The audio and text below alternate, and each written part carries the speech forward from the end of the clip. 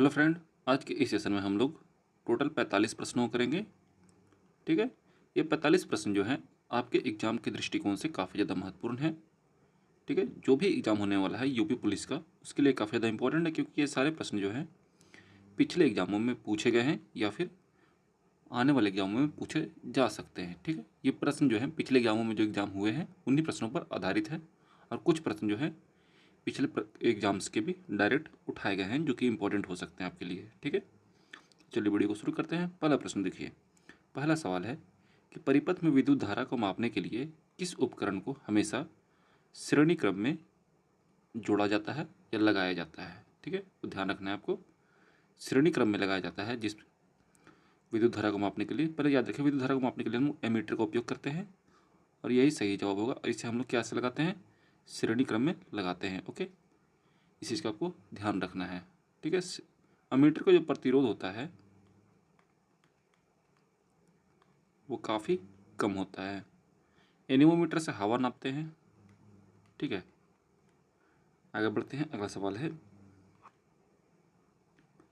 जिस तापमान पर हवा में जलवाष्प संघनित होना शुरू हो जाते हैं उसे क्या कहते हैं।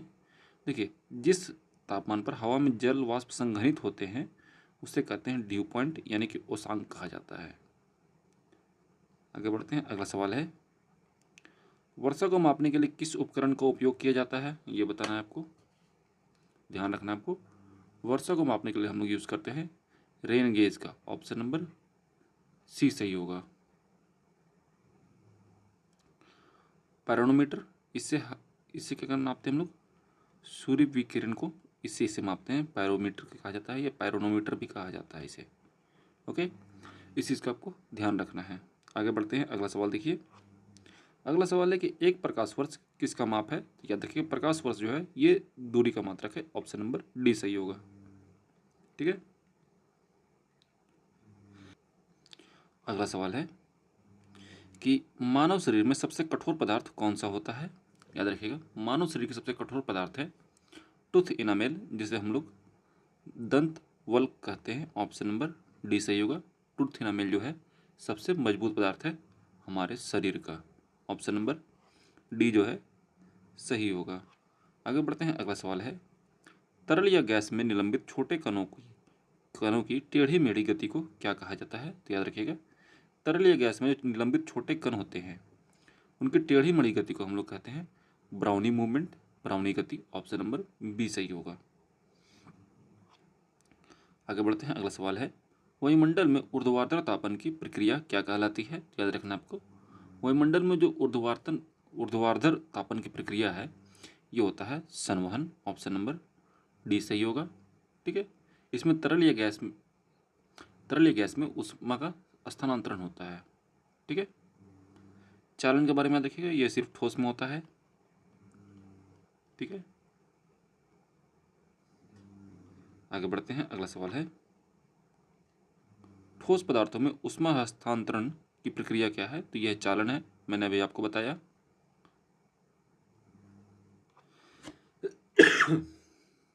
अगला है, गोलाकार दर्पण के परावर्तक सतह के केंद्र को क्या कहते हैं। याद रखिए, गोलाकार दर्पण जो होता है इसके परावर्तक सतह के केंद्र को कहा जाता है ध्रुव। ऑप्शन नंबर बी सही होगा। इंग्लिश में इसे पोल कहते हैं।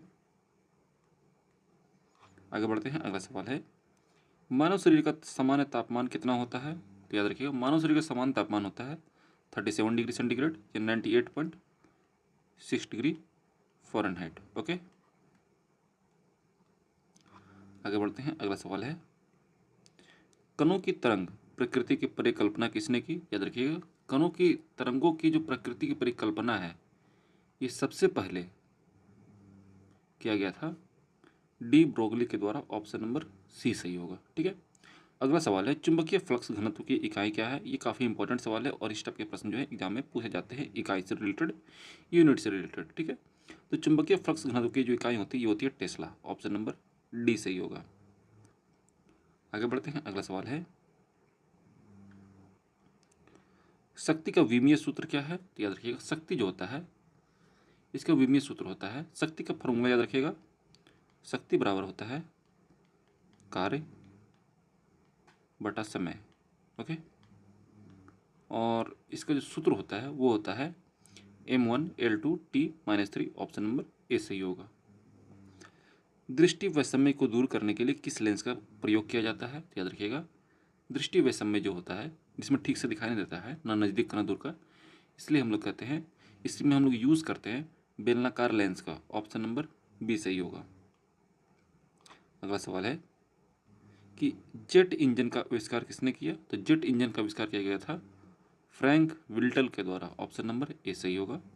अगला है दंत चिकित्सक किस दर्पण का उपयोग करते हैं? तो याद रखिएगा, जो दंत चिकित्सक होते हैं यानी कि जो डेंटिस्ट होते हैं वो अवतल दर्पण का उपयोग करते हैं छोटी चीज़ों को बड़ा देखने के लिए।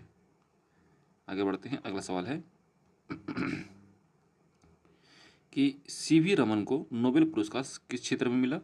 तो सीवी रमन को उनके आविष्कार रमन प्रभाव के लिए, ठीक है, नोबेल पुरस्कार मिला था और यह था भौतिकी के क्षेत्र में, ठीक है, और दिया गया था 1930 में।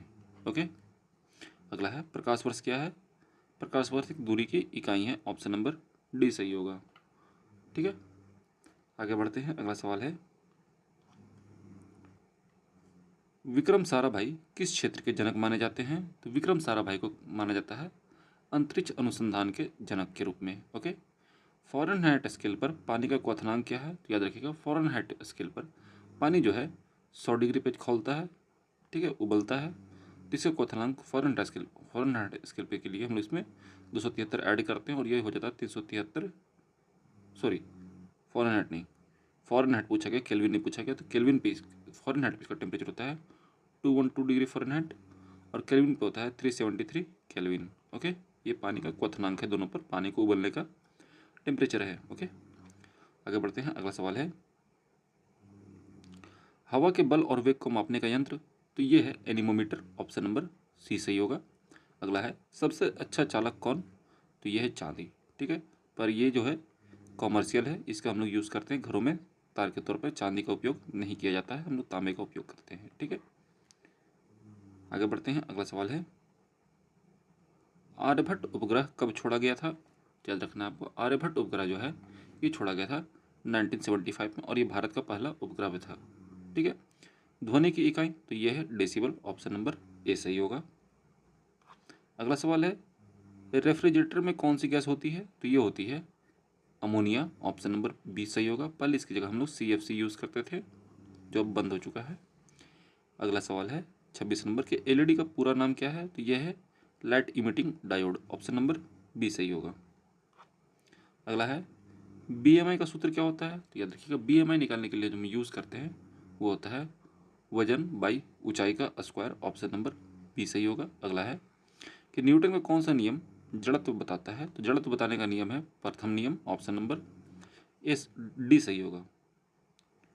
अगला सवाल है नाभिक में कौन से कण होते हैं? तो नाभिक में जो कण पाए जाते हैं वो होते हैं प्रोटॉन प्लस न्यूट्रॉन। अगला है प्रतिध्वनि का कारण क्या है? तो प्रतिध्वनि जो सुनाई देती है ये सुनाई देती है ध्वनि के परावर्तन के कारण। ऑप्शन नंबर बी सही होगा। अगला सवाल है कि सौर ऊर्जा का स्रोत क्या है? तो याद रखिएगा, सौर ऊर्जा का स्रोत है नाभिक के संलयन। ऑप्शन नंबर बी सही होगा। अगला है भोजन ऊर्जा की इकाई, तो याद रखिएगा भोजन ऊर्जा की इकाई होती है कैलोरी। ऑप्शन नंबर डी सही होगा। आगे बढ़ते हैं। अगला सवाल है ध्वनि की गति सबसे अधिक कहाँ होती है? तो ये होती है ठोस में। निर्वात में याद रखिएगा ये 0 होती है। पलायन वेग, अगर पृथ्वी का पूछे पलायन वेग, ऐसे तो हमेशा पृथ्वी का ही पूछा जाता है, तो याद रखिएगा ये होता है 11.2 किलोमीटर पर सेकंड। यानी कि इतनी स्पीड से अगर किसी वस्तु को फेंका जाए, किसी चीज़ को फेंका जाए तो पृथ्वी के एटमॉस्फेयर से, गुरुत्वाकर्षण से बाहर निकल जाएगा। ओके। अगला है वायुमंडल में सबसे अधिक गैस? तो ये है नाइट्रोजन। Option number D. अगला है ठोस CO2 क्या कहलाता है? तो सॉलिड CO2 को बोलते हैं हम लोग शुष्क बर्फ, यानी कि ड्राई आइस।